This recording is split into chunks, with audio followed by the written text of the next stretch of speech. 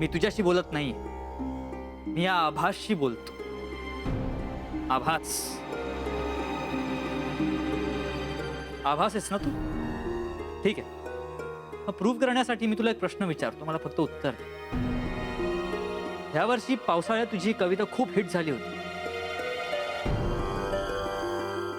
त्या कवितेच्या 4 ओळी ऐकव मला.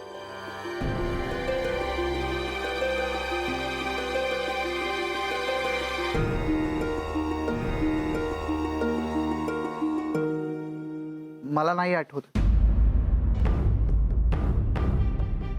ठीक आहे, मग तुझी दुसरी कुठली तरी कविता ऐकव मला.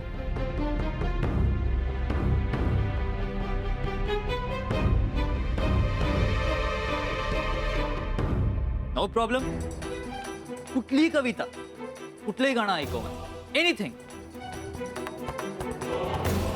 नीतू अगं,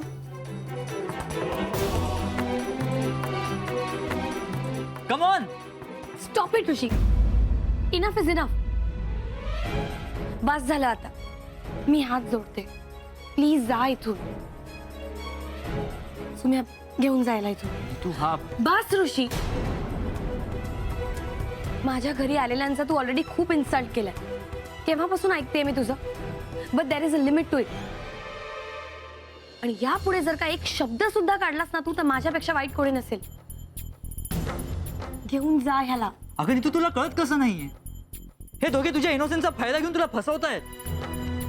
हा हा आभास असूच शकत नाही ग. नीतू, तू तू आभासला ओळखतेस. न बघता न भेटता सुद्धा तू त्याला ओळखतेस. त्याचा आवाज, त्याचे विचार, त्याची मतं, तो लोकांशी कसा बोलतो, कसा वागतो. You know everything about it Neetu. Come on. उगाच इमोशनल होऊन एवढी मोठी चूक करू नकोस प्लीज. हे बघ, प्लीज प्लीज नीतू, माझ्यावर विश्वास ठेव. विश्वास, विश्वासच ठेवलाय आजपर्यंत ऋषी. गरजेपेक्षा जरा जास्तच विश्वास ठेवलाय तुझ्यावर. ऑलरेडी खूप त्रास झालाय मला.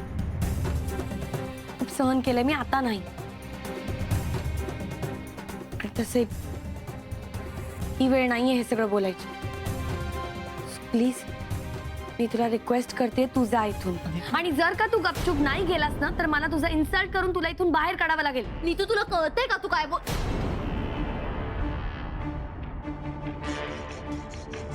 नीतू, ऋषिकेश,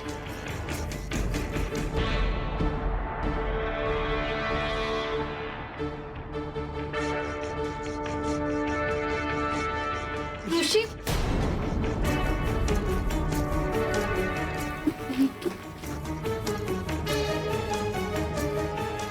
सॉरी. या ना प्लीज, प्लीज कम. या.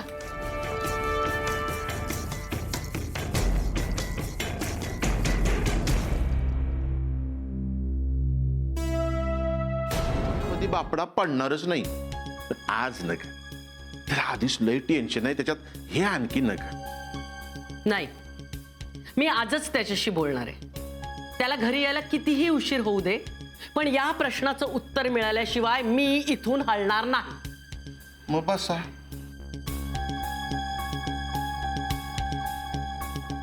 खरंच बसल्या त्या.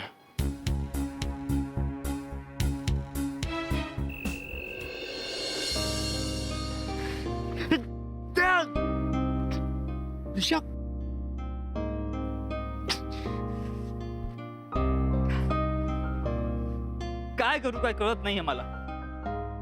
सगळं माझ्या समोर घडतंय आणि मी काहीच करू शकत नाही. मला माहितीये, तुला माहितीये, तुला चांगलंच माहितीये की तो आभास नाहीये, तो खोटा आहे. तत्बल झालोय मी. असं काय करू, काय बोलू नी तुला की तिचा माझ्यावर विश्वास बसेल. काय करू म्हणजे? अजून एकदा हात आपटून घे ना या झाडावर, नाही तर डोकं आपटून घे डोकं, म्हणजे तुला शांतता मिळेल. काय करू म्हणजे? अरे एवढा राग येतो ना, तर जाऊन भिड त्या सायराजला, त्या खोट्या आभासला. पण नाही, आपल्याला आयुष्यभर गप्प बसायचं ना. हे बघ ऋषा, गप्प बसायचं असेल ना तुला, तर आयुष्यभर गप्प बसायचं, मग काही बोलायचं नाही. खरा आभास कोण, तू आभासचं कोण, नीतूचं आभासवरचं प्रेम, तुझं नीतूवरचं प्रेम, हे सगळं टॉप सिक्रेट राहील बघ. पण तू गप्प बसला तरच. आपण कशापैकी बोलायचं रे? त्या सायराजला राग येईल ना. नको नको, त्याला प्रॉब्लेम होईल. सायराजला राग नको. या आपण गप्प बसू ना, इथे झाडावर राग काढू. पण त्या सायराजला राग नको या.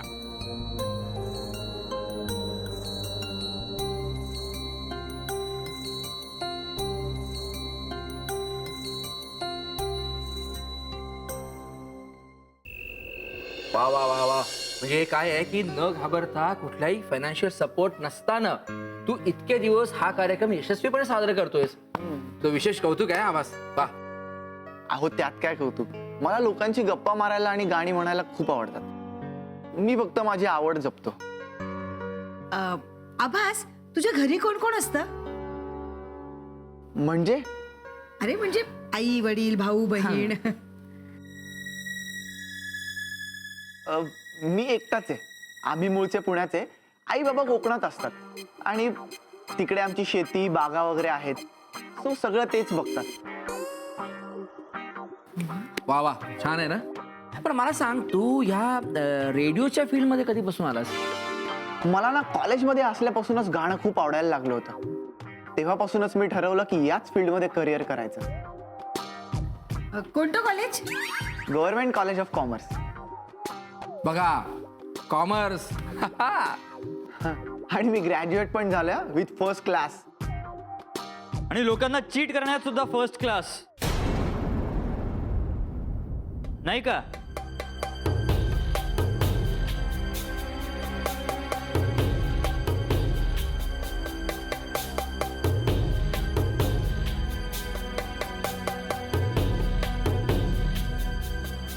ऋषी, मी तुला शेवटचं सांगतोय, या सगळ्यापासून लांब राहा.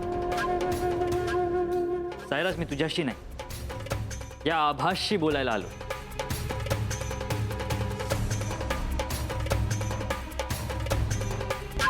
मला याला काही प्रश्न विचारायचे आहेत.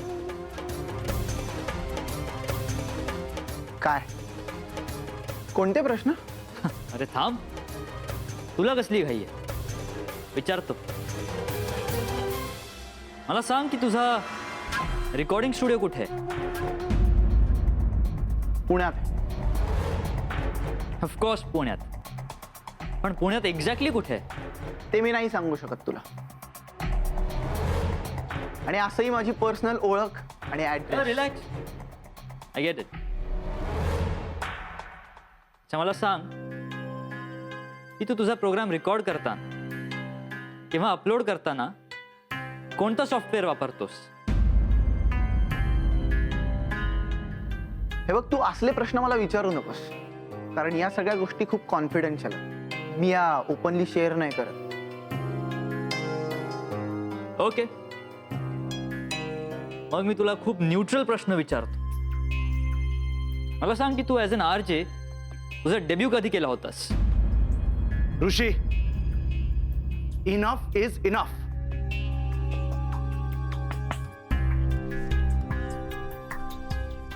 तू हे सगळे प्रश्न विचारून काय प्रूव्ह करतोयस?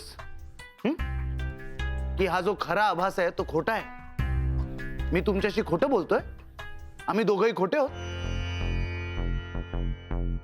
मग काय, तुलाच फक्त खरा आभास माहितीये? मग सांग ना, हा जर खोटा आभास आहे तर मग खरा आभास कुठे आहे? हा, सांग ना.